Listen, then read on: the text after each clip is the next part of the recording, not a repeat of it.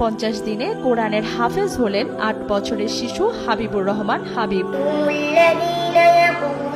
মহান রাব্বুল আলামিন আমাকে এইরকম একজন সন্তান দান করার জন্য আলহামদুলিল্লাহ। আমি মাত্র 49 দিনে হাফেজ হতে পেরে আমি নিজেও অনেক আনন্দিত।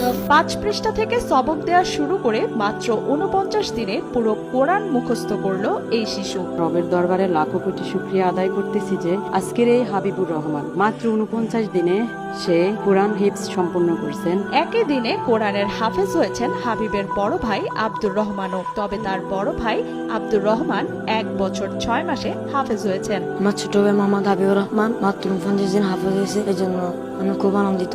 সবাই আমার ভাইয়ের জন্য দোয়া করবেন। আমরা দুনো ভাই একই দিন হাফেজ হয়েছি। আমি আর হাবিব একই সাথে বাইতুল কোরআন ইন্টারন্যাশনাল হিফজ মাদ্রাসায় পড়ি। হাবিব 49 দিনে হাফেজ হয়েছে, এই জন্য আমরা সবাই খুবই আনন্দিত এবং গর্বিত। হাবিব নোয়াখালীর বেগমগঞ্জের বাইতুল কোরআন ইন্টারন্যাশনাল